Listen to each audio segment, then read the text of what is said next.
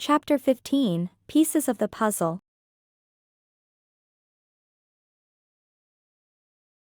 The aroma of gingerbread and cinnamon filled Holly's cottage as she stood in her kitchen, methodically kneading dough. After the intense research and magical mishaps of the previous day, she had suggested they take a short break. Baking had always helped clear her mind, and right now, she desperately needed clarity. As Holly's hands worked the dough, her mind wandered over the various clues and information they had gathered.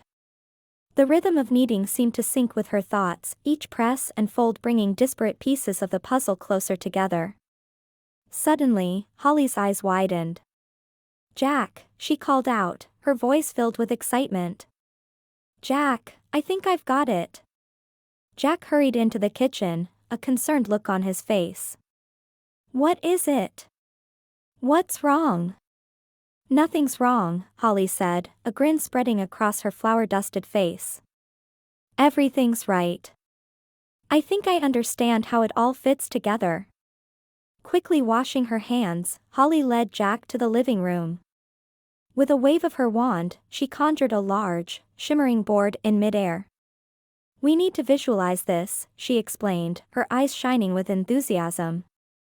Over the next hour, Holly and Jack worked together to create a magical evidence board.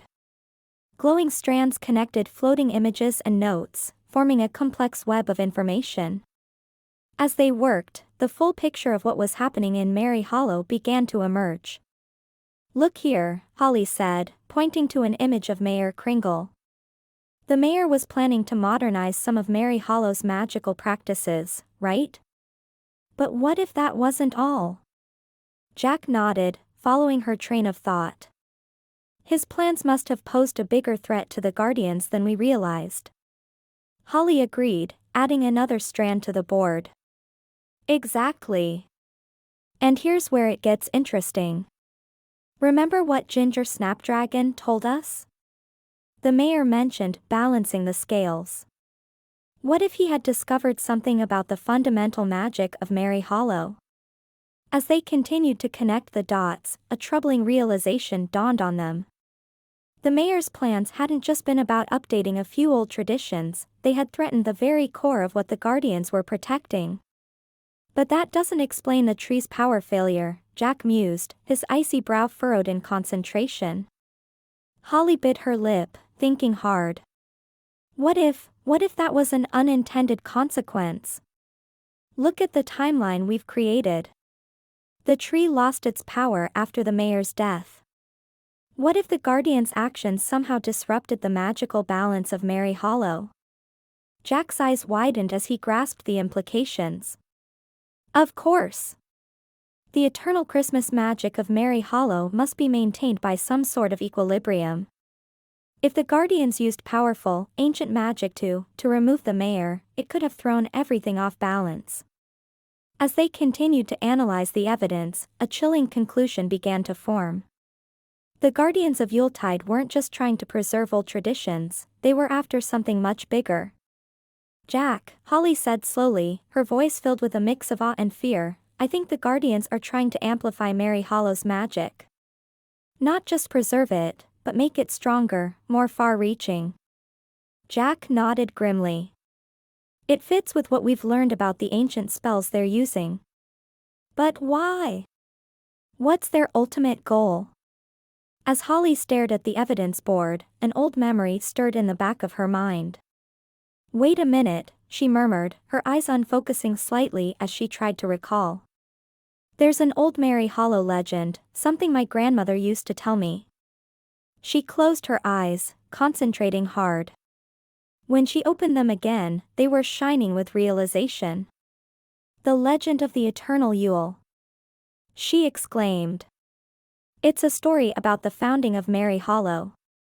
According to the legend, our town was created as a sanctuary, a place where the spirit of Christmas could be preserved forever."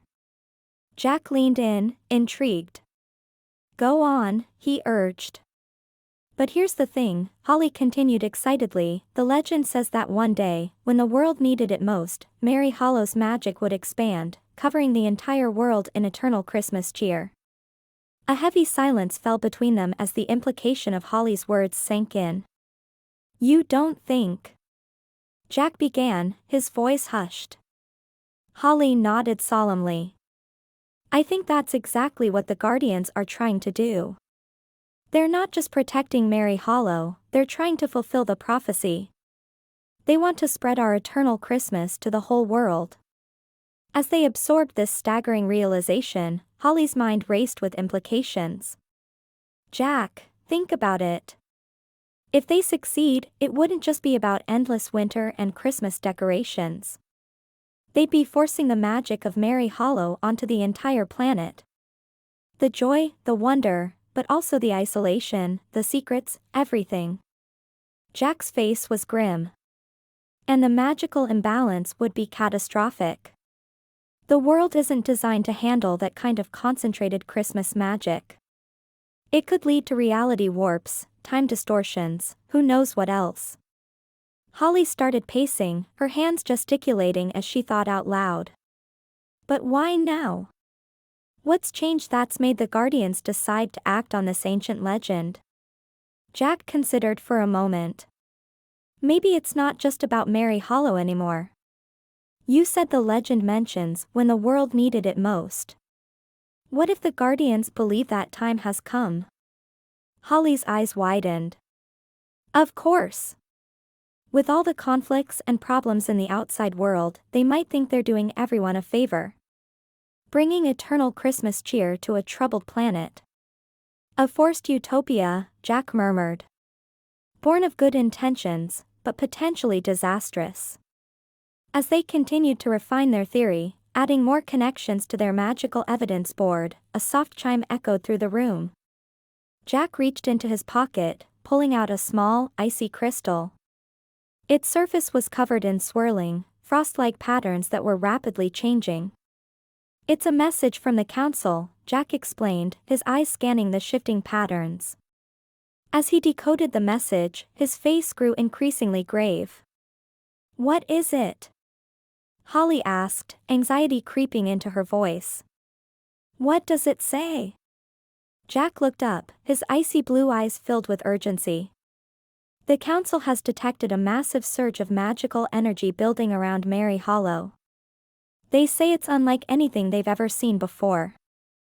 Holly, whatever the Guardians are planning, it's happening soon." Holly felt her heart racing as the full weight of the situation crashed down upon her. They weren't just dealing with a murder investigation or a local magical disturbance anymore. The Guardians of Yuletide were on the verge of unleashing a spell that could alter the entire world. "How long do we have?" she asked, her voice barely above a whisper. Jack's expression was grim.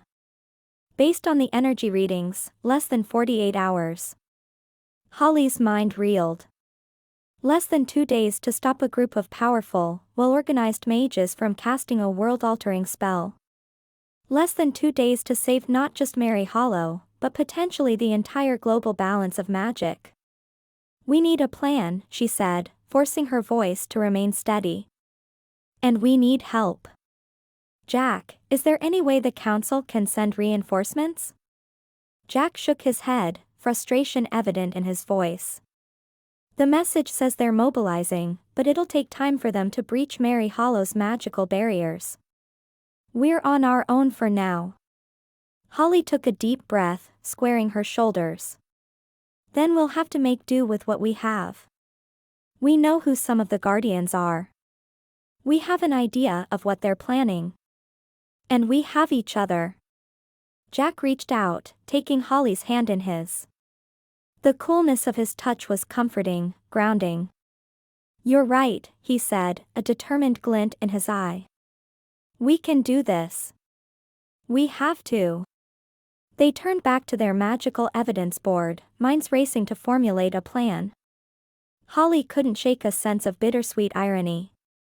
All her life, she had believed in the magic of Christmas, in its power to bring joy and wonder to the world. Now, she was fighting to prevent that very magic from being forced upon an unsuspecting globe. "Jack," she said softly, "even if we stop the Guardians, what happens to Mary Hollow? To our eternal Christmas?" Jack squeezed her hand gently. I don't know, Holly. The next 2 days would test them in ways they couldn't imagine. But as Holly caught Jack's eye across the room, sharing a determined smile, she knew they were equal to the task. The final battle for Mary Hollow, and the world, was about to begin. Jack, Holly said as they gathered their materials, ready to set their plan in motion, whatever happens, I'm glad you're here. I couldn't do this without you. Jack's cool hand found hers, squeezing gently. There's nowhere else I'd rather be, Holly. We're in this together, until the end. With one last look at their magical evidence board, Holly and Jack stepped out into the crisp morning air of Mary Hollow. The eternal Christmas lights still twinkled overhead, but to Holly, they now seemed like a countdown clock, each sparkle bringing them closer to the moment of truth. As they made their way towards the town square, ready to begin gathering allies and making preparations, Holly silently vowed to do whatever it took to save her beloved town, and the world beyond, from the well-intentioned but misguided plans of the Guardians of Yuletide. The true spirit of Christmas, she knew, couldn't be forced or mandated. It had to be chosen, cultivated, and shared freely. And that was exactly what she and Jack intended to fight for.